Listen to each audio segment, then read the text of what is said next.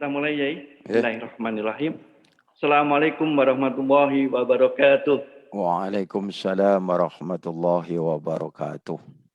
Alhamdulillahirabbil alamin. Pada malam hari ini, meskipun hujan-hujan gerimis di Kota Sidoarjo, kita masih bisa mengikuti kajian online bersama dengan komunitas Fikroh yang diasuh oleh Kiai Haji Muhammad Salim Imron, yang insya Allah kami laksanakan kajian online ini setiap hari Kamis. Sedangkan untuk hari Kamis ini kita lakukan di pukul 8 malam. Kenapa kok 8 malam? Dikarenakan untuk wilayah barat waktu isya-nya sudah mundur ya, sudah agak malam, sehingga agar bisa mengikuti secara full kajian online ini kami mundurkan di pukul 8 malam. Dan kami informasikan untuk pekan depan, Kamis pekan depan tanggal 24 Desember 2020, insya Allah kajian libur dikarenakan Yayi ada kegiatan yang tidak bisa ditinggalkan. Dan pada pekan kedua, pekan kelima atau tanggal 30 Desember 2020, kajian akan dilaksanakan pada pukul 5 pagi. Dan insya Allah kajian tersebut kajian spesial karena kita mengundang Bupati Sidoarjo. Jadi Bapak Ibu monggo bisa menghadiri pada kajian tanggal 31 Desember 2020 dan insya Allah akan hadir Bupati Sidoarjo. Dan Bapak Ibu, kami perlu informasikan bahwa Yayi Salim Imron ini adalah juga sebagai Ketua Umum Dewan Pimpinan Majelis Ulama Indonesia Kabupaten Sidoarjo. Dan beliau juga adalah sebagai pengasuh di Pondok Pesantren Manbaul Hikam, daerah Putat Tanggulangin, Sidoarjo. Oke, kajian pada hari ini sudah memasuki pada edisi ke-36. Dan bagi Bapak Ibu yang ingin mengikuti rekaman-rekaman kajian pertama sampai 36, ada di link yang kami informasikan. Dan bagi yang nonton rekaman di YouTube, ini ada kami kasihkan linknya, nanti tinggal diklik saja, itu ada Fikroh di situ, nanti diklik saja, nanti akan ada rekaman-rekaman kajian kami yang lama-lama. Oke, dan insya Allah kajian ini juga kami live streamingkan di Facebook Sahabat Masjid Indonesia. Demikian informasinya. Monggo kita akan mengikuti kajian malam ini bersama Yayi Salim Imron. Demikian kami aturkan, kami persilakan Yayi untuk bisa memulainya. Assalamualaikum warahmatullahi wabarakatuh. Assalamualaikum warahmatullahi wabarakatuh. Alhamdulillahi rabbil alamin wa bihi nasta'inu ala umurid dunya waddin. Asyhadu an la ilaha illallah wahdahu la syarikalah wa asyhadu anna Muhammadan abduhu wa rasuluhu alladzi la nabiyya ba'dah. Allahumma salli wa sallim wa barik ala sayyidil mursalin nabiyyina Muhammadin wa ala alihi wa ashabihi ajma'in. Bapak-bapak, ibu-ibu, saudara dan saudari jamaah Fikrah kajian online MSI yang saya hormati. Syukur alhamdulillah kita haturkan kehadirat Allah Subhanahu wa taala yang pada hari ini Kamis tanggal 17 Desember 2020 kita dipertemukan kembali oleh Allah malam hari ini tepat pada jam 20 waktu Indonesia bagian Barat dalam keadaan sehat walafiat. Nah, seperti biasa kita mulai kajian online malam ini dengan bersama-sama memohon hidayah kehadirat Allah Bibarakati Ummil Quran, mudah-mudahan apa yang kita bahas ini bisa membawa manfaat serta maslahah fid dunya wal akhirah. Ala hadhihi niyah al-Fatihah. A'udzu billahi minasyaitonir rajim. Bismillahirrahmanirrahim. Alhamdulillahirabbil alamin. Arrahmanir rahim. Maliki yaumiddin. Iyyaka na'budu wa iyyaka nasta'in. Ihdinas siratal mustaqim. Siratal ladzina an'amta 'alaihim ghairil maghdubi 'alaihim waladdallin. Amin. Jamaah sekalian yang saya hormati, malam hari ini saya ingin melanjutkan bahasan tentang hakikat agama Islam dan tantangannya pada bagian yang ketiga. Seperti halnya sudah kita bicarakan 2 episode, 2 sesi, bahwa hakikat agama itu menurut sabda Nabi adalah nasihat tentang budi pekerti yang baik. Seluruh ajaran agama yang diyakini oleh umat manusia selalu mengedepankan nasihat, peringatan, pitutur yang fokusnya membina umat manusia agar punya pola hidup, pola pikir, dan pola ucap budi pekerti yang baik. Oleh karena itu harus kita pahami bahwa hakikat agama itu mengajarkan kepada para pemeluknya agar supaya budi pekertinya baik. Utamanya agama Islam yang sudah kita yakini kebenarannya dari firman Allah Al-Quranul Karim disampaikan kepada Nabi kita Muhammad SAW. Beliau praktekkan sebagai uswatun hasanah, contoh teladan yang baik. Dan beliau sampaikan kepada para umat beliau mulai dari generasi sahabat, estafet terus sampai kepada generasi kita.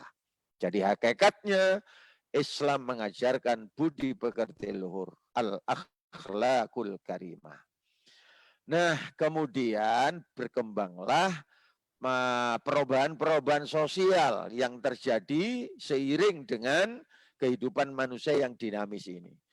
Maka khusus tantangan umat Islam sudah kita bicarakan, ada yang datang dari luar ajaran Islam dan ada juga yang gerogoti tantangan ini dari dalam umat Islam sendiri.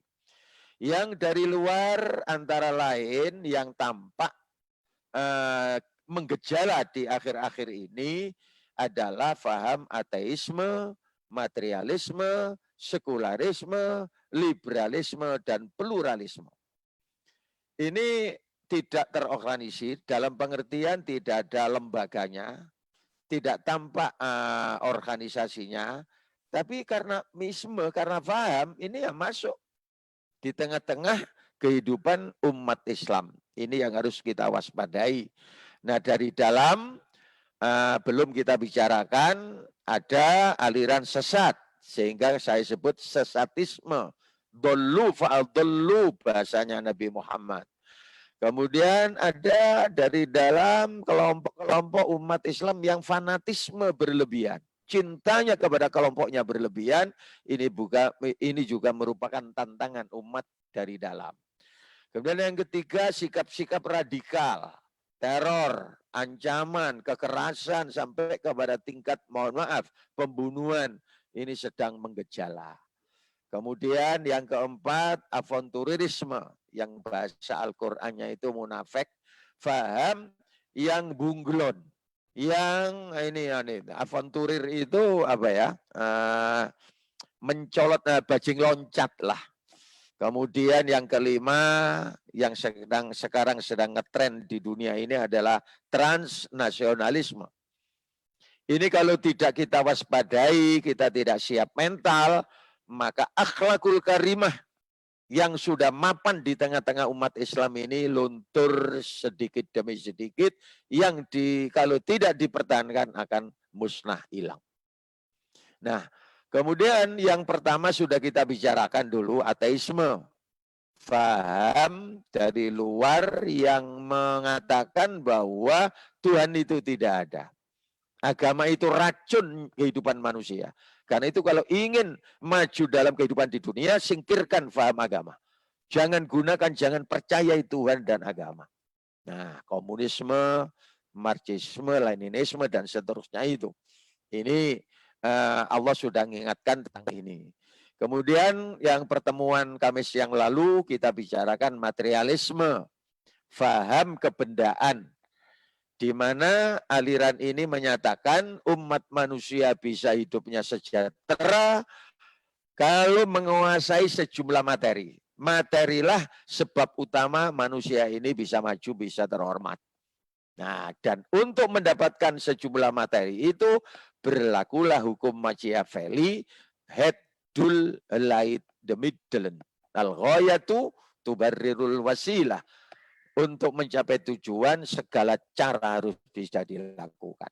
Ini kalau tidak diwaspadai meluluh lantakkan nilai-nilai al-akhlakul karimah. Materialisme. Nah, saat ini, malam ini saya ingin menggambarkan skema yang kemarin kita bicarakan. Bahwa manusia muslim diajarkan oleh ajaran agamanya, agama Islam, menyadarkan kepada umat Islam ini sebagai Abdullah, hamba Tuhan yang diperintah untuk beribadah. Kemudian juga diingatkan sebagai anggota masyarakat, makhluk sosial. Mulai dari anggota keluarga, anggota masyarakat, anggota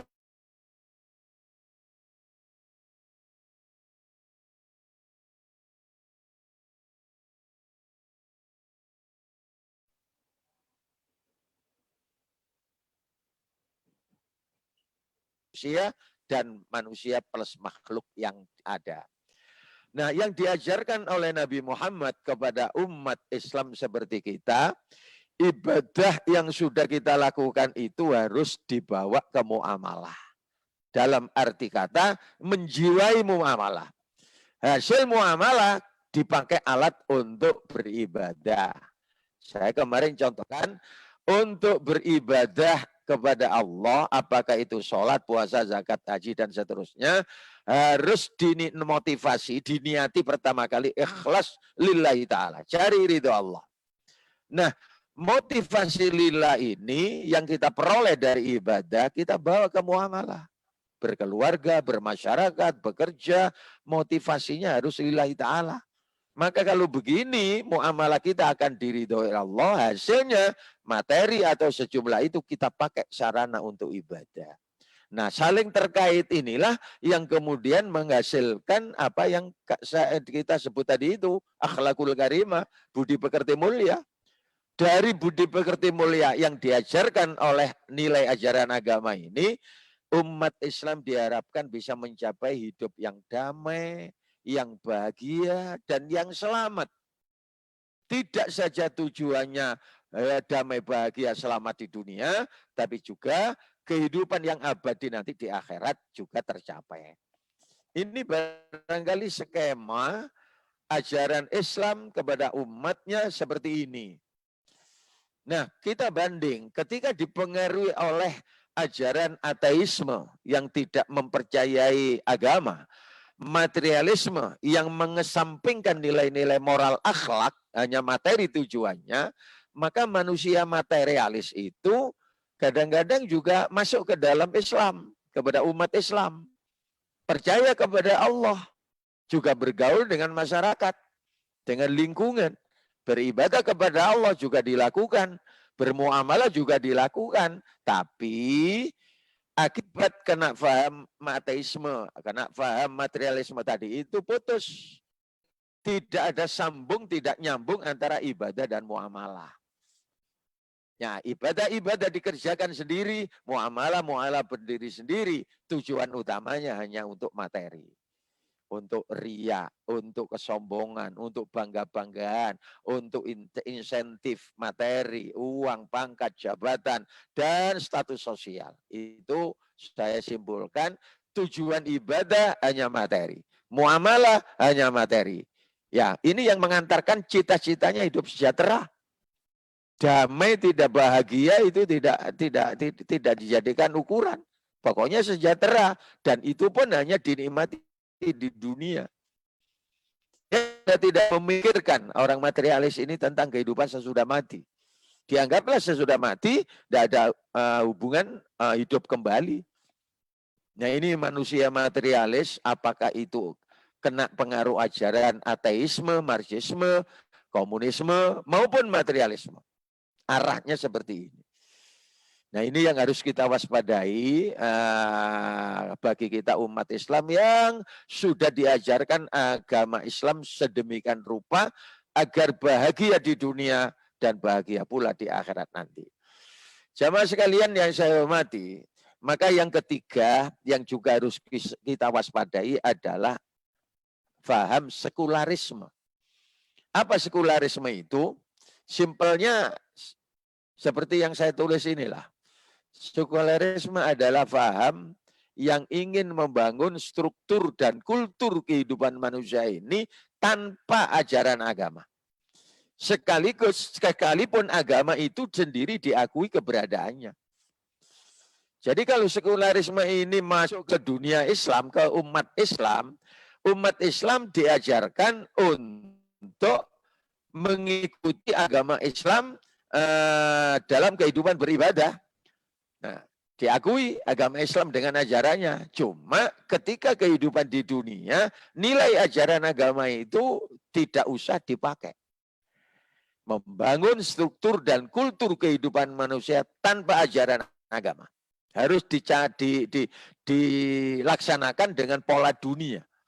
Sekalipun agama itu sendiri diakui ada. Artinya untuk segala urusan duniawi, agama harus dipisahkan. Kalau perlu ditinggalkan. Muncullah ungkapan sekularisme itu pada hakikatnya memisahkan antara urusan dunia dan urusan akhirat. Inti persoalannya sekularisme itu. Nah, saya tidak ingin mengembangkan sejarah masa lalu, asalnya dari mana paham ini dan seterusnya. Cuma kenyataan hari-hari ini sudah masuk dunia kaum muslimin. Kaum muslimin hanya mempelajari agama untuk akhirat, sedangkan dunia diurus secara dunia. Jamaah sekalian yang saya hormati, ini masuk ke dalam sistem tata negara ya. Sedikit saya ingin sampaikan. Di dunia ini berbangsa-bangsa itu banyak. Seluruh negara, seluruh bangsa yang ada di dunia ini punya sistem sendiri-sendiri. Yang pertama, sistem tata negaranya teokrasi. Negara yang berdasarkan agama. Kalau agama Islam dijadikan sumber hukum agamanya, negara-negara Islam bisa kita lihat. Iran, Pakistan, Saudi Arabia, negara Teluk Arab itu kemudian yang Nasrani itu Vatikan, Roma, itu teokrasi, negara berdasarkan agama. Agama yang diyakini oleh negara itu dijadikan undang-undang dasar, hukum, peraturan dalam ketatanegaraan. Disebutlah teokrasi. Yang kedua, sebaliknya, negara ateis, negara yang tidak mengakui ada agama. Ya paham seperti kita bicarakan kemarin ateisme. Ini negaranya menyingkirkan agama. Bahkan kalau pemimpinnya itu totaliter dilarang warga negaranya beragama. Mohon maaf, di dunia ini sudah terkenal yang menganut negara ateis itu dulu ada Rusia, Uni Soviet, kemudian pecah berkeping-keping, setelah itu Kuba, RRC, dan sebagainya. Itu contoh-contoh negara ateis. Negara yang sama sekali tidak mengakui adanya agama dan Tuhan. Nah, yang ketiga ini negara sekuler, sekularis. Negara yang tidak ikut mengurusi agama warga negaranya, walaupun mengakui keberadaan agama. Ya contohnya yang ada di Eropa dan Amerika itu. Bisa kita lihat Amerika itu mengakui agama yang mayoritas dipeluk, misalnya Kristen Katolik, Kristen Protestan. Tapi negara tidak ikut campur-campur urusan agama warga negaranya, diberi kebebasan, silakan. Jadi negara tidak mengurusi agama, tapi warga negaranya dipersilakan untuk mempercayai agama masing-masing. Dipisahkan antara negara dengan agama. Itu negara sekuler yang sedang kita bicarakan. Nah, kemudian ada negara yang disebut simbiosis mutualis. Negara tidak berdasarkan agama. Ini tidak berdasarkan agama, juga tidak menganut ateis. Akan tetapi tetap negara mengurusi agamanya warga negara, keagamaan warga negaranya. Sehingga nilai-nilai ajaran agama masih dihormati oleh negara. Saya ulang, negara yang simbiosis mutualis. Negaranya tidak dibentuk atas dasar agama. Agama apapun, bukan negara agama. Tapi juga bukan negara ateis. Tetapi tetap negara mengurusi keagamaan warga negaranya. Diurusi agamanya warga negara, diberi kebebasan. Sehingga nilai-nilai ajaran agama masih dihormati dan dilaksanakan oleh negara. Contohnya mana? Ya negara kita ini. Negara Kesatuan Republik Indonesia. Yang berfasal Pancasila. Yang Undang-Undang Dasarnya 1945. Bhinneka Tunggal Ika. Negara kita ini kan terdiri dari ribuan ya, banyak sekali kepulauannya. Suku bangsanya. Agamanya diakui oleh negara. Berdasarkan Pancasila, sila pertama ketuhanan yang Maha Esa, ini menunjukkan bahwa warga negara Indonesia harus mempercayai Tuhan yang Maha Esa menurut kepercayaannya sendiri-sendiri. Nah, ini berarti Undang-Undang Dasar 45 pun dalam pemukadimah dan pasal-pasalnya masih ada unsur bagian mengurusi agamanya warga negara. Bhinneka Tunggal Ika menunjukkan bahwa warga negara kita di NKRI ini agamanya macam-macam yang diakui oleh undang-undang negara, Islam, Katolik, Protestan, Hindu, Buddha, Konghucu, plus walaupun bukan sama dengan agama, kepercayaan kepada Tuhan Yang Maha Esa. Ini binekanya itu. Nah, jamaah sekalian yang saya hormati, mari kita lihat ya. Pola hidup manusia, tujuan utamanya kan ada yang duniawi, ada yang dunia akhirat. Dunia materialisme, dunia akhirat ya ini simbiosis mutualisme ini. Coba banding nanti. Umat manusia yang ada tersebar di banyak negara, di banyak benua ini bisa kita pisah jadi dua. Ada yang memang tujuan utama ini membangun dunia semata-mata, negara semata-mata, materi semata-mata. Ya ini paham materialisme ini. Sedangkan negara kita ini, alhamdulillah, sinar ajaran agama, khususnya agama Islam, mengajarkan kepada kita bahwa negara ini akan mengantarkan kesejahteraan, kebahagiaan warga negara Indonesia bisa menikmati hidup bahagia di dunia dan hidup bahagia pula di akhirat sesudah mati nanti. Ini bisa dipola seperti ini. Karena itu berbahagialah, syukur alhamdulillah kita ini ditakdir oleh Allah lahir hidup di bumi Indonesia. Yang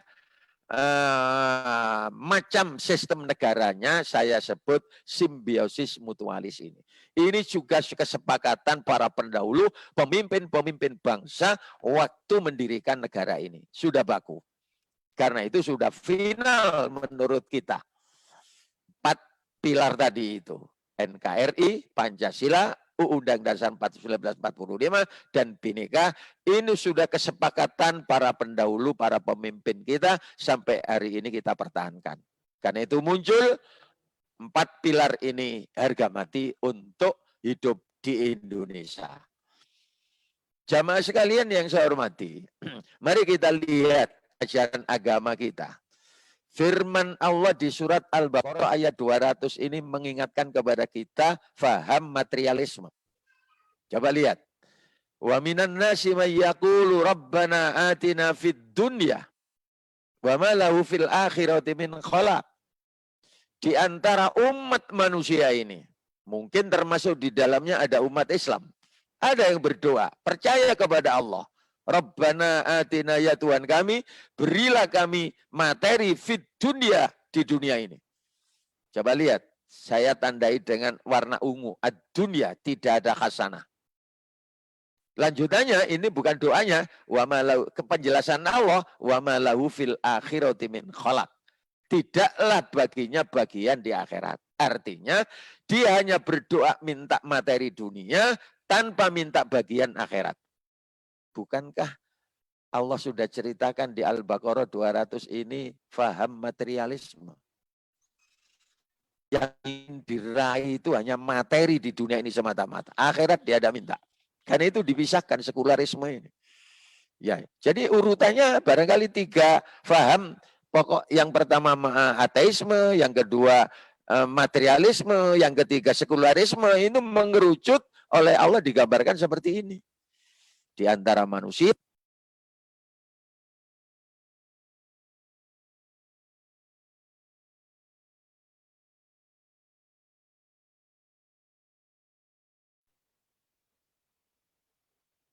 Assalamualaikum Yai. Yai. Yai. Halo Yai. Yai.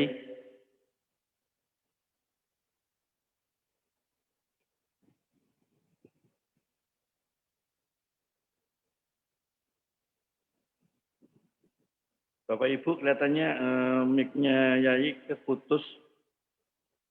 Saya akan telepon beliau.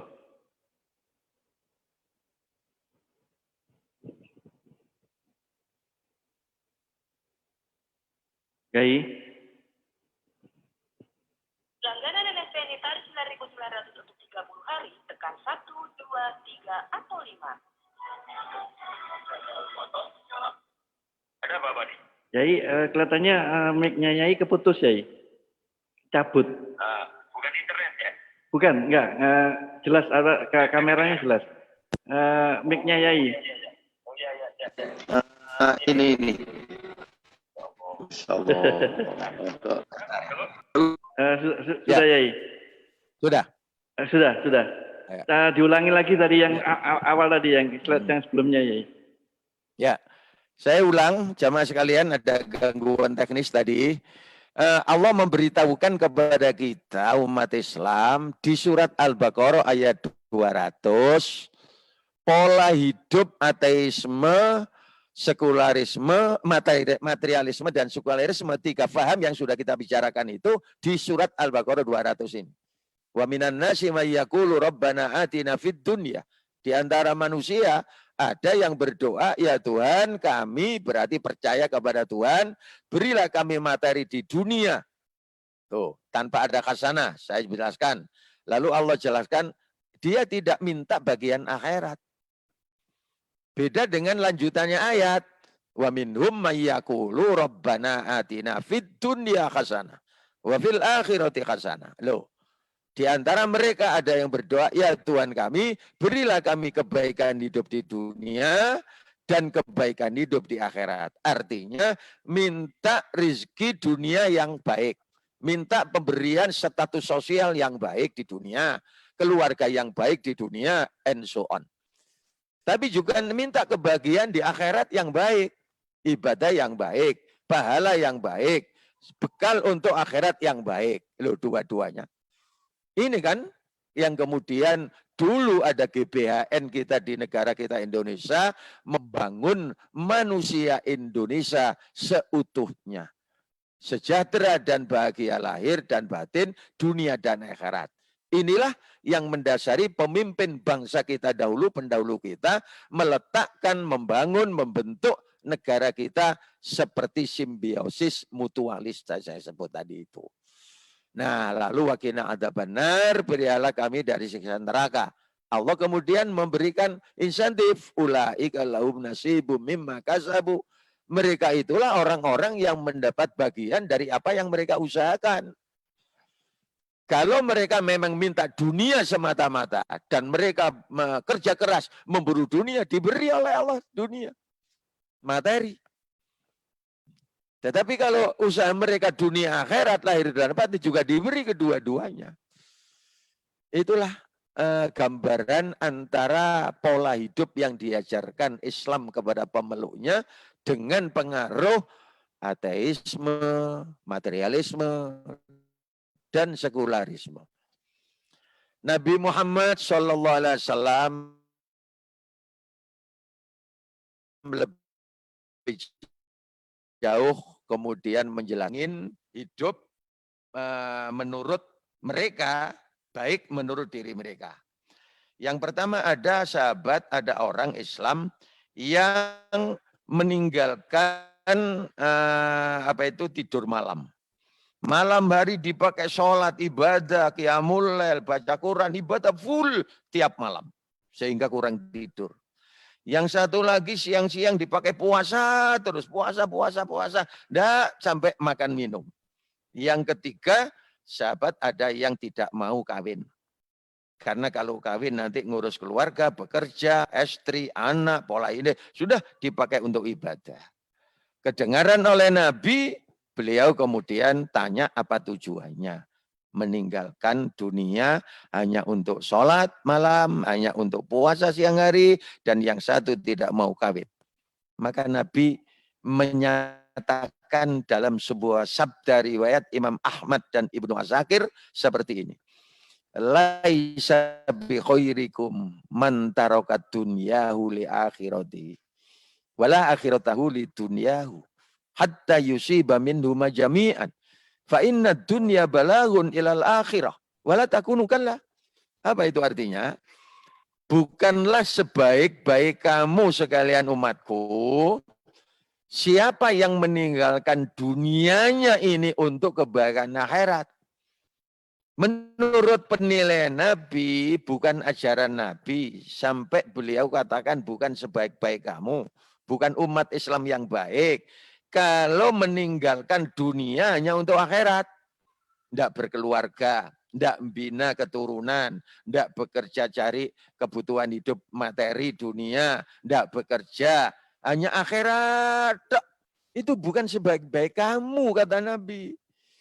Begitu sebaliknya, bukan sebaik-baik kamu kalau di antara kamu meninggalkan akhiratnya hanya untuk kesejahteraan dunia. Dunia diburu, sudah siang malam akhirat sudah tidak digubris. Jadi ini ekstrim dua-duanya. Yang satu meninggalkan dunia hanya untuk akhiratnya saja. Yang berikutnya ini, yang kedua ini meninggalkan akhirat hanya untuk dunia saja. Itu kata Nabi bukan sebaik-baik kamu, bukan sebaik-baik pola hidup umat Islam, umat Muhammad. Maka Nabi mengatakan hatta yusiba min huma jami'an, sehingga dia bisa meraih keduanya. Dunia dicari, akhirat dicari. Dunia dijadikan alat untuk mencapai kesejahteraan lahir dunia. Akhirat juga dicari lewat ibadah untuk kesejahteraan akhirat nanti sepanjang masa. Ini sama kan dengan simbiosis mutualis tadi. Sama dengan Rabbana atina fid dunya hasanah wa fil akhirati hasanah. Lalu oleh Nabi diingatkan sesungguhnya dunia ini adalah jembatan menuju akhirat. Jembatan menuju akhirat. Kita bekerja cari materi. Materi kita pakai bekal menuju akhirat. Ayo. Kita bekerja cari uang. Uang kita pakai untuk makan minum. Pakaian untuk beli baju-baju. Baju. Sholat membutuhkan kekuatan lahir. Karena itu harus ada energinya. Dari makan minum. Kemudian pakai aurat, nutup aurat untuk sholat. Tuh, ini dunia jembatan menuju akhirat. Dengan sholat kita dapat pahala menuju akhirat. Kita bekerja untuk cari uang, makan, minum untuk sahur dan buka puasa. Maka dengan puasa kita antarkan menuju. Tuh. Kita cari uang, cari untuk zakat. Zakat dapat pahala, infak, sodako. Kita bekerja, cari uang dunia. Kemudian kelebihan sudah mencapai syarat. Kita kemudian pergi haji ke Mekah. Nah, ini kan menuju akhirat. Itu yang disebut oleh Nabi, sesungguhnya dunia ini adalah jembatan menuju akhirat. Jalur surga apa jalur neraka tergantung. Nah, itu kan. Lalu oleh Nabi di pesan terakhir, janganlah kalian hanya mengharapkan saja. Ojo dadi wong sing suka jaga notok. Tidak mau beribadah cari akhirat, tidak mau bekerja untuk cari dunia, hanya jaga no takdir, jaga no orang tua, jaga no ini, etos hidupnya lemah, etos kerjanya juga rendah. Ini yang diajarkan Nabi Muhammad kepada kita. Maka Allah kemudian memberikan gambaran lagi. Bagaimana pola hidup bangsa dan negara Indonesia kita itu sudah seiring sejalan senafas dengan ajaran agama Islam, baik sumbernya Quran maupun hadis Nabi. Surat Asy-Syura ayat 20 ini ada tambahan. Man kana yuridu hartsal akhirah nazid lahu fi harthi. Barang siapa yang menghendaki keuntungan di akhirat, niscaya akan kami tambah keuntungan itu baginya. Wa man kana yuridu hartsad dunya nu'tihi minha. Tapi bagi siapa yang menghendaki hanya keuntungan dunia semata-mata, kami berikan sebagian keuntungan dunia. Wa fil awama lau fil akhirat bin nasib, dan tidak ada baginya satu bahagia pun di akhirat. Nah, ini kan dipilah oleh Allah ini. Siapa yang menghendaki hidup ini dunia akhirat, maka akan kami beri dunia, akhirat pun akan kami tambah. Tapi siapa yang ingin hidup ini balasan dunia semata-mata, akan diberi sebagian dari dunia. Tapi di akhirat tidak ada apa-apanya. Tidak ada keuntungannya, tidak ada perolehnya. Ayat 20 surat Syura ini kalau saya banding-banding tamsilin ya, seperti orang tani. Tani sawah menyatakan, siapa yang menanam padi di sawah, padi tumbuh, rumput pun ikut tumbuh. Padahal rumput tidak ikut ditanam. Hanya menanam biji padi, gabah. Padi tumbuh, rumput pun ikut tumbuh. Sebaliknya, siapa yang menanam rumput di sawah, rumput tumbuh, padi tidak ikut. Ini tani sawah, tani tambak di Sidoarjo, sebelah timur itu. Siapa yang menebar benur dan nener, bibit-bibit bandeng dan udang, itu disebut benur dan nener, maka udang dan windunya, udang dan bandengnya hidup. Kata orang Sidoarjo, iwak resaan, ikan yang lain ikut hidup. Berbagai macam ikan ikut, padahal tidak ikut menebar. Hanya yang dibibitkan, hanya bibit benur udang dan nener bandeng. Tapi sebaliknya, siapa yang menebarkan ikan resaan, ikan macam-macam ke tambak, ikan resaan hidup, tapi bandeng dan windunya, udang windunya tidak hidup. Ini tamsil dari ayat itu. Kalau hidup ini kita niati, tujuannya untuk akhirat, dan kita bekerja cari dunia, dunia akan diberi oleh Allah. Akhirat tambah-tambah. Rumus yang ditentukan oleh Allah di Al-Quran, orang mukmin melakukan satu kebaikan akan dibalas minimal 10 kali lipat. Normal 700 kali lipat. Maksimal tak terbatas, tidak bisa dihitung. Wal hasanatu bi asyri amthaliha. Itu ayat Al-Quran diulang-ulang. Nabi menjelaskan juga dikuatkan dari hadis Nabi. Satu kebaikan yang dilakukan orang yang beriman kepada Allah akan dibalas minimal 10 kali lipat. Bukan setimpal, bukan sepadan, 10. Contoh, baca Quran, satu huruf kata Nabi 10 pahala. Nun 10, Yasin 20, Alif Lam Mim 30, Alif Lam Ra 40, Kaf Ya Ain Shad 50. Tidak tahu artinya. Ini contoh kecil.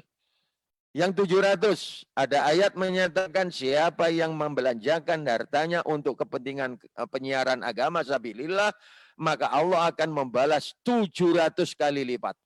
Seperti menanam satu biji, tumbuh 7 batang, setiap batangnya muncul 100 ranting dan dahan. 7 kali 100, 700.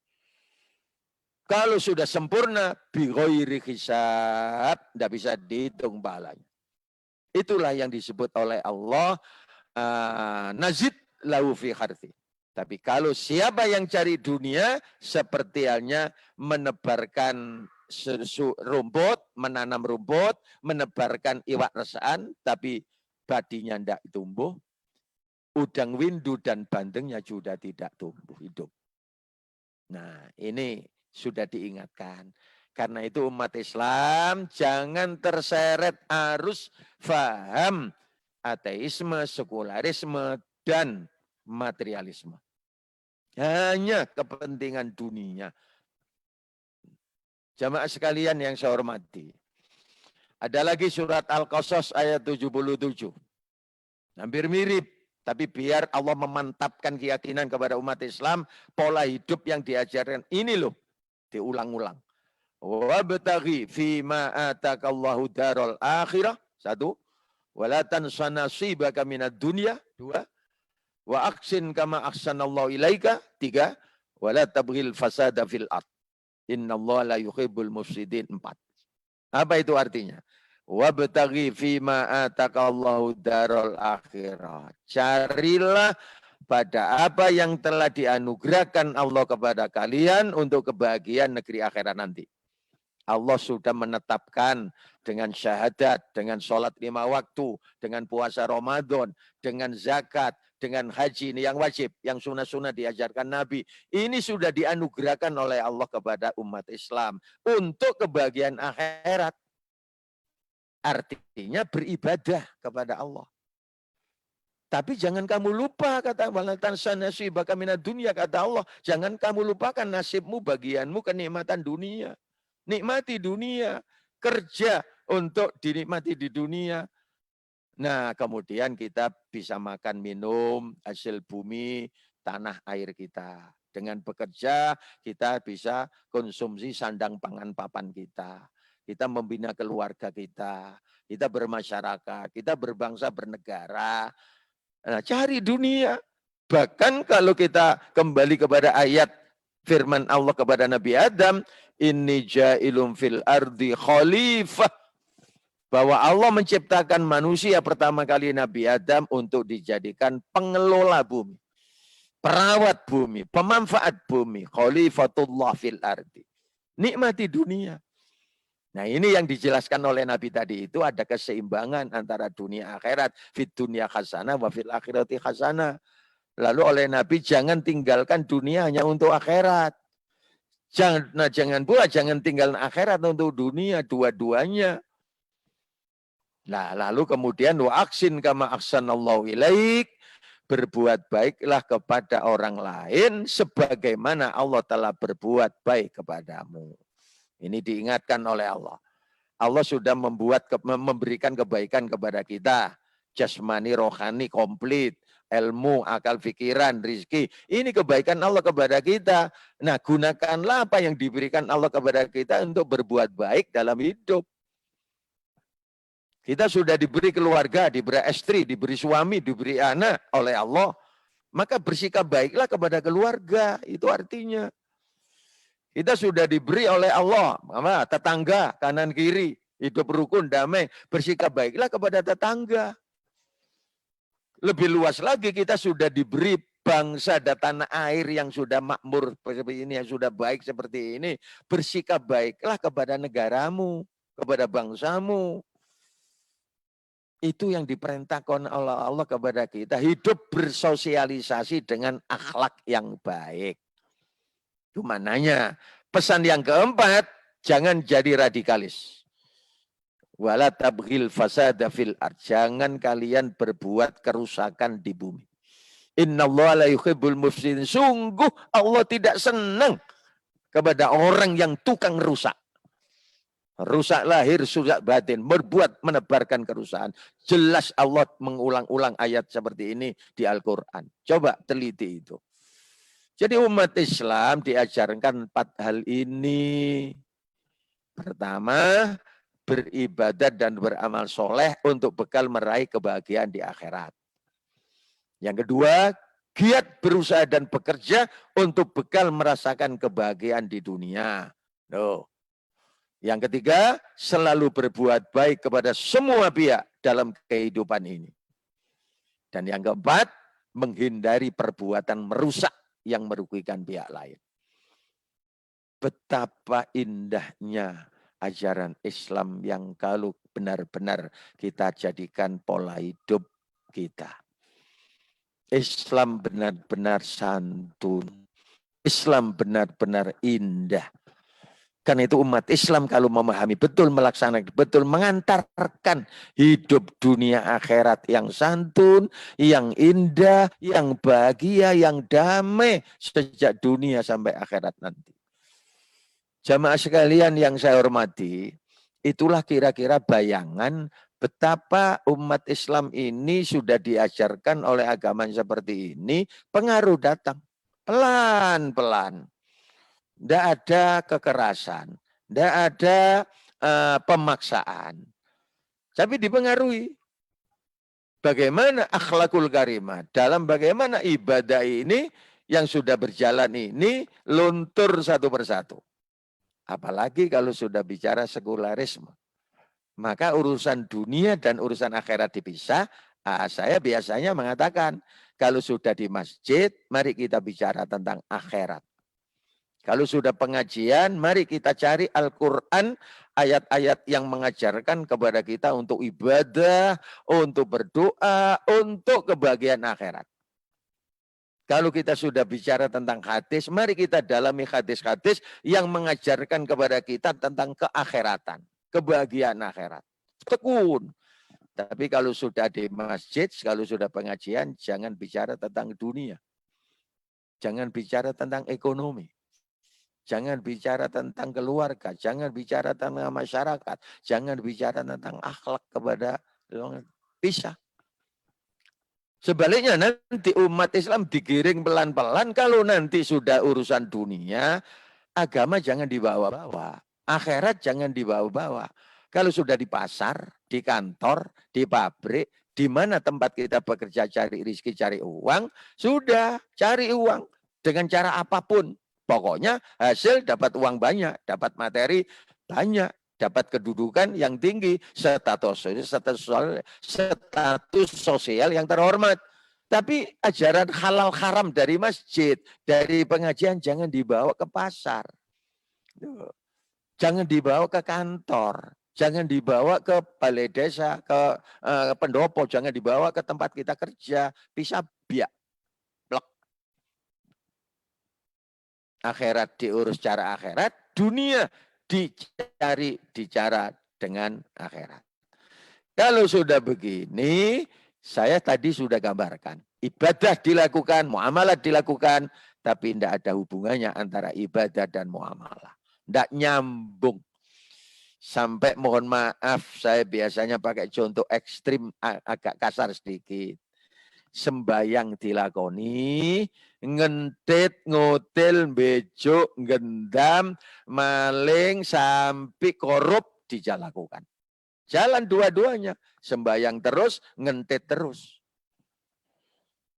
Puasa Ramadan dijalani 1 bulan, mohon maaf. Hadirin, jajan esek-esek bebas dilakukan. Zakat dikeluarkan, sodako dikeluarkan. Masya Allah, riba terus jalan. Ini kan? Lebih ekstrim lagi. Berangkat haji, berangkat umroh. Di sana bersusah payah. Nyucup Hajar Aswad. Pulang ke tanah air, ke rumah. Nyucup. Nah, barang yang tidak benar. Ini pola hidup seperti ini. Sering seenten apa mboten. Ada apa tidak. Jawab khalayak itu kata. Nah ini loh, rontok ibadah ini. Pada saatnya nanti saya ingin membicarakan tentang betapa pengaruh materialisme ini dalam hal rezeki. Kesimpulannya, nanti kita bicarakan secara jelimet pers dalilnya. Kalau kita sudah memisahkan antara ibadah dan muamalah, tidak nyambung. Urusan dunia dan akhirat, pedot, putus sendiri-sendiri.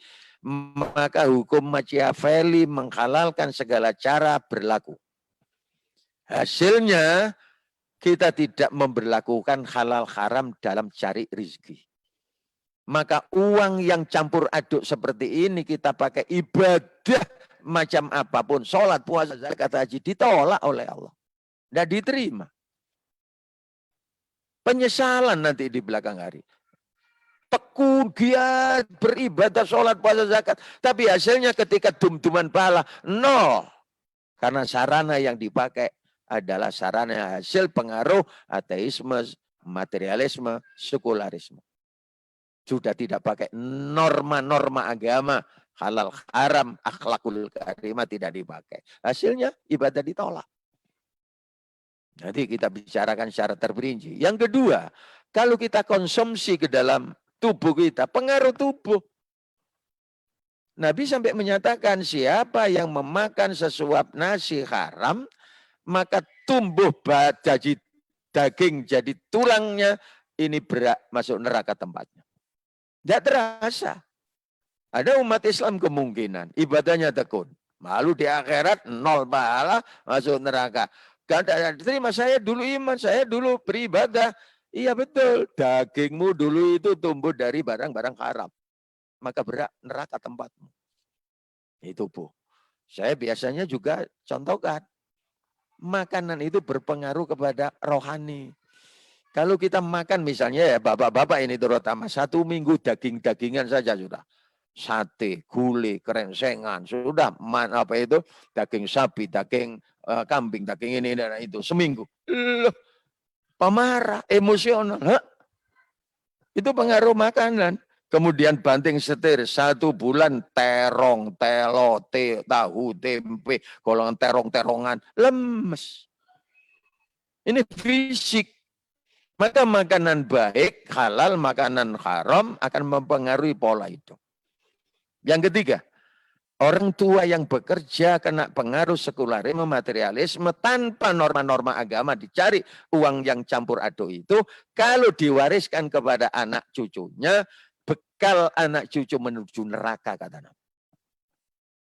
Betapa hadirin, saya pakai kalimat ibarat makan buah si malakama.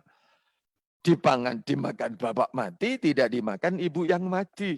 Dilempar ke depan kembali seperti bumerang, dimakan panas, dilempar ke punggung, kena punggung ini.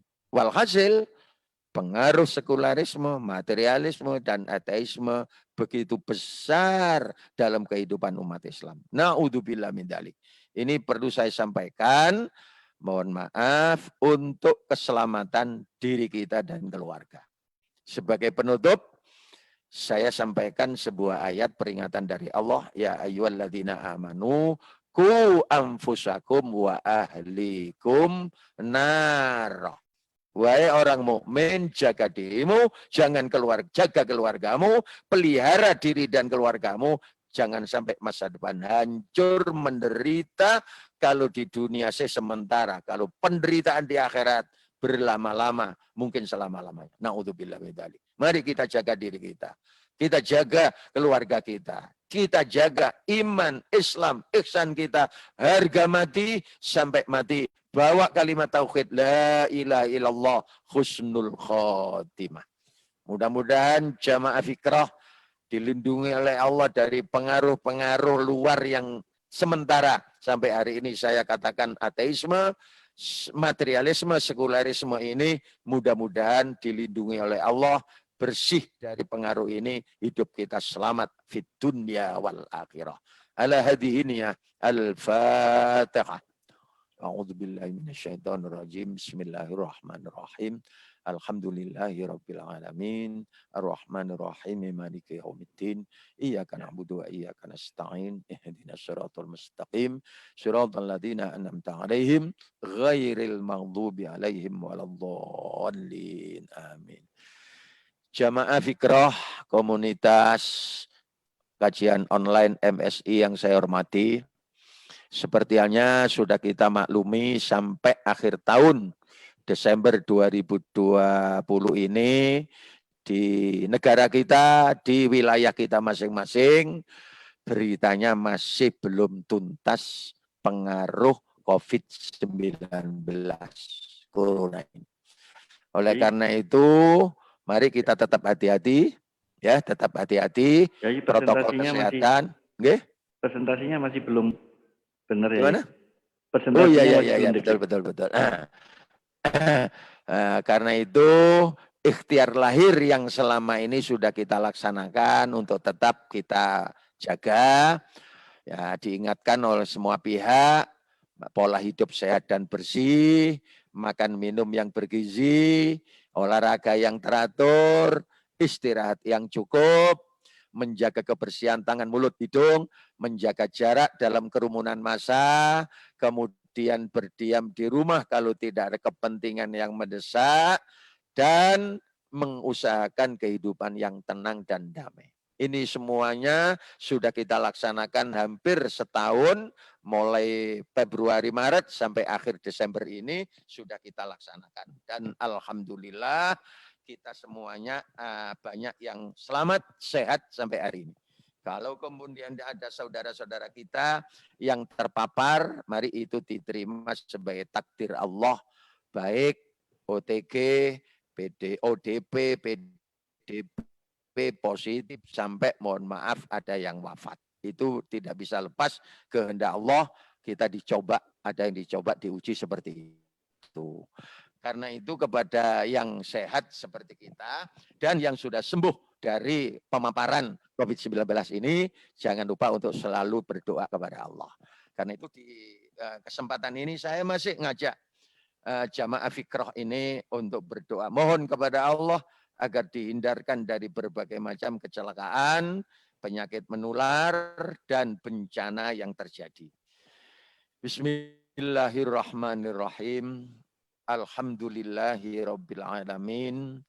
Hamdas syakirin, hamdan na'imin, wa hamdi yuafi ni'amahu wa yukafi mazidah. Ya Rabbana lakal hamdu kama yanbaghi li jalalika wajhika wa adhimi sultanik. Allahumma salli ala sayyidina Muhammad tibbil qulubi wa dawaiha wa afiyatil abdani wa shifaiha wa nuril absari wa diyaiha wa qutil arwahi wa gidaiha wa ala alihi wa sahbihi wa sallim. Na'udzu bi kalimatillahi tammati min syarri ma khalaq. Bismillahilladzi la yadurru ma'asmi syai'um fil ardi wala fis sama' wa huwas samiul alim. Allahumma inna na'udzubika min jahdil bala wa darakis syaqa wa su'il qadha wa samadatil a'da. Allahumma inna na'udzubika minal barasi wal jununi wal judami wa min sayyi'il asqam. Allahumma inna na'udzubika min zawali ni'matika wa takhawuli afiatika wa fujaati niqmatika wa jami'i sakhatika. Allahumma adfa'annal ghala'a wal bala' wal waba'a wal qahta wat ta'un virus corona wasyada'ida wal fitan wal mikhana wal fakhsha'a wal munkar ma dhahara minha wa ma batan min baladina hadza khassah wa min budanil muslimina 'amah innaka 'ala kulli syai'in qadir. Takhassanna bidil izzati wal jabarut wa tasamna bi rabbil malakut wa tawakkalna 'alal hayyil ladzi la yamut. Isrif 'anna hadzal balaa wal wabaa wal qahta wa ta'un virus corona wa bil ijabati jadir innaka 'ala kulli syai'in qadir. Allahumma rabban nas mudhibal bas antas syafi la shifaa illa shifauka isfi amradona shifaan la yughadiru saqaman bi rahmatika ya arhamar rahimin. Allahumma inna nas'aluka ilman nafi'a wa rizqan wasi'a wa shifaan min kulli da'in wa saqamin bi rahmatika ya arhamar rahimin. Allahumma nawwir qulubana bil Qur'an wa zayyin akhlaqana bil Qur'an wa sallim ajsadana bil Qur'an wa najjina minan nari bil Qur'an wa adkhilna fil jannati bil Qur'an. Allahumma ij'alil Qur'ana lana fid dunya qarina wa fil qabri munisa wa 'alas sirati nuran wa fil jannati rafiqan wa minan nari sitra wa hijaba wa ilal khairati kulliha dalilan wa imama. Allahumma arhamna bil Qur'an waj'alhu lana imama wa nura wa huda wa rahmah innaka ala kulli syai'in qadir. Rabbana taqabbal minna innaka antas samiul alim wa tub alaina innaka antat tawwabur rahim. Wa sallallahu ala sayyidina Muhammad wa ala alihi wa ashabihi ajmain walhamdulillahi rabbil alamin. Ada lupa saya tadi Pak Oni ada titipan doa dari jamaah. Iya Pak Oni ya? Pertanyaan juga ya Yai. Oh ada. Iya, ada yang baru masuk dari Facebook Yai. Monggo. Oke. Pertanyaan pertama Yai, apa beda nasib dan takdir Yai? Ini memang tidak sesuai dengan tema. Cuma sudah saya dulu kira itu sudah. oke, habis itu apakah kita bisa merubah takdir Yai? Ya, karena masih ada waktu. Nasib itu bagian dari takdir. Jadi takdir itu kan rencana Allah. Saya kemarin-kemarin itu kan bicara tentang takdir, saya dekatkan dengan manajemen itu ini apa itu? Planning. Hidup makhluk Allah, termasuk manusia seperti kita, kan sudah di-planning oleh Allah. Sudah ditakdir oleh Allah, belum lahir ketika ada dalam kandungan ibu usia 4 bulan akhir. Roh masuk, nempel ke janin, saat itu Allah mentakdir, merencanakan umurnya berapa lama hidup di dunia, perilaku persentase amal baik buruknya, rizkinya sudah ditentukan, dan nah ini nasibnya ini. Nasib bahagia dan celaka. Bagian dari takdir itu nasib. Nasoba itu bagian. Ya, itu ya. Nah, 4 itu sudah di planning. Begitu lahir, satu persatu bertahap, takdir itu direalisasi oleh Allah. Realisasinya itu disebut qadha. Jadi takdir rencana Allah untuk manusia. Ini kalau bicara tentang manusia, direncanakan sudah kehidupannya. Kemudian satu persatu dilaksanakan realisasinya, itu qadha. Karena itu orang mukmin harus percaya kepada takdir dan qadha Allah. Begitu terima jebret, nasibnya sudah ditentukan. Jadi saya bisa jawab, apa bedanya nasib dan takdir? Takdir itu perencanaan Allah kepada kehidupan manusia. Nasib itu bagian daripada qadha-nya Allah itu. Ini. Nah, lanjutannya apa bisa kita ini merubah takdir? Kalau kita sendiri yang merubah, tidak bisa. Tetapi Allah kita mohon untuk merubah nasib kita. Allah nanti kalau terima bisa dirubah. Atas dasar sabda Nabi, la yuraddul qadha illa biddu'a. Bahwa takdir dan qadha Allah itu tidak bisa ditolak kecuali dengan doa. Ini loh kita bicarakan tempo hari dahsyatnya doa itu. Kata Nabi, beliau sampai gambarkan ada seseorang yang besok itu nasibnya, takdirnya akan celaka. Kecelakaan besok itu. Malam hari dia tekun beribadah qiyamul lail, berdoa, baca Quran, riyadhah, tekun murni ikhlas. Minta rizki, minta uang, ya, minta harta. Diterima oleh Allah doanya ini, cuma kalau pertimbangan bayangan saya, menurut sabda Nabi, kalau diberi uang, besok celaka, masuk rumah sakit, uangnya habis di rumah sakit. Maka kebijaksanaan Allah, kecelakaan yang direncanakan besok dihapus, tapi materi tidak diberi. Jadi artinya, kecelakaan yang besok itu ditakdir oleh Allah akan terjadi, diganti dengan doa rezeki. Ini yang disebut oleh Nabi, takdir tidak bisa ditolak. Qadha tidak bisa ditolak, kecuali dengan doa.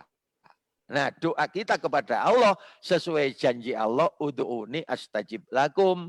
Berdoalah kamu kepadaku, aku akan kabulkan. Makanya itu kita diperintah doa minta selamat, minta selamat. Padahal takdirnya ada belai, nasibnya. Nah, doa kita ada yang diterima, ada yang ditolak. Kalau diterima, orang mengatakan nasibnya nasib baik. Karena takdirnya sesuai dengan doa diterima. Kalau ditolak, ya nasibnya memang buruk, usaha sudah maksimal lahir batin, ternyata ditolak oleh Allah. Orang mengatakan, ya nasib. Ada nasib baik, ada nasib buruk. Ini bagian dari takdir dan qadha Allah. Itu barangkali jawaban saya tentang pertanyaan itu, Pak Oni. Oke, lalu? Yang doa ya. Oh iya. Doa. Ya. Doa ini atas kesembuhan Bapak Eko Wahyudi. Kebetulan Bapak Eko Wahyudi itu adalah sebagai sekretaris pengurus Fikroh, pengurus komunitas kita, Yai. Dikarenakan sebelumnya terdampak COVID-19, Yai. Ya. Jadi pekan kemarin itu Pak Eko Wahyudi bersama istri terdampak COVID-19 dan sudah sembuh, Yai. Ya, isolasi diri ya.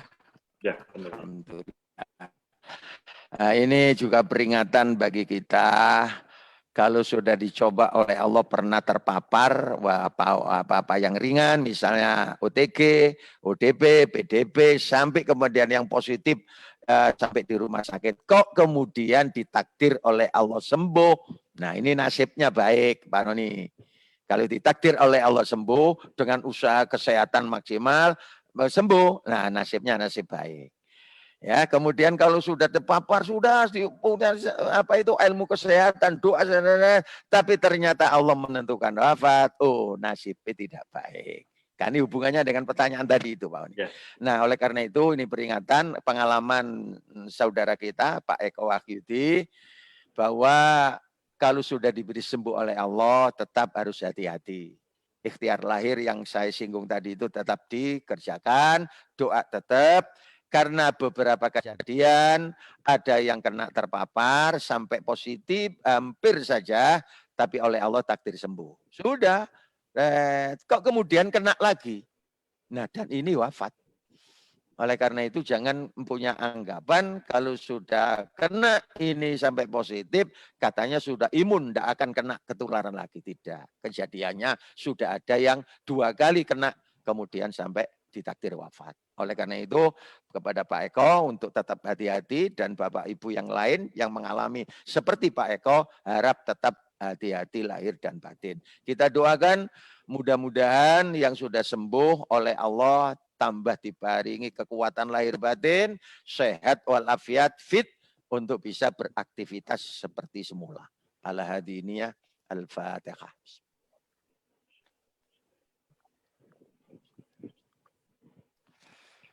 Demikian Bapak Ibu yang saya hormati, apa yang bisa saya sampaikan pada malam hari ini mudah-mudahan ada manfaatnya, lebih kurangnya tentu saya mohon maaf yang sebesar-besarnya. Mari kita tutup dengan kafaratul majelis. Subhanakallahumma wa bihamdika asyhadu an la ilaha illa anta astaghfiruka wa atubu ilaik. Wassalamualaikum warahmatullahi wabarakatuh. Waalaikumsalam warahmatullahi wabarakatuh. Jazakallah khairan katsiran kepada Yai Salim Imron yang sudah memberikan kajiannya di malam hari ini dan insya Allah sangat bermanfaat kepada kami. Dan Bapak Ibu, bagi yang ingin menyaksikan rekaman bagian pertama dan bagian kedua tema hakikat agama Islam dan tantangannya, karena hari ini malam ini adalah bagian ketiga, bagian pertama dan bagian kedua itu nanti di akhir di rekaman YouTube ya, di rekaman YouTube akan ada linknya, nanti bisa diklik saja, nanti bisa menyaksikan rekaman yang bagian pertama dan bagian kedua. Dan bagi Bapak Ibu yang masih di Zoom, jangan keluar dahulu karena kita akan bersilaturahim. Ini ada Pak Ali dari Jogja. Ada Ibu Marburo tadi Pak Yai gitu. dari Marburo di Blitar Yai, tapi sudah keluar ini. Ya. Masya Allah di Blitar. Ya, oke Yai, saya kira gitu kita akhiri dulu yang di YouTube dan di Facebook dengan ucapan alhamdulillahirobbilalamin. Assalamualaikum warahmatullahi wabarakatuh. Waalaikumsalam warahmatullahi wabarakatuh.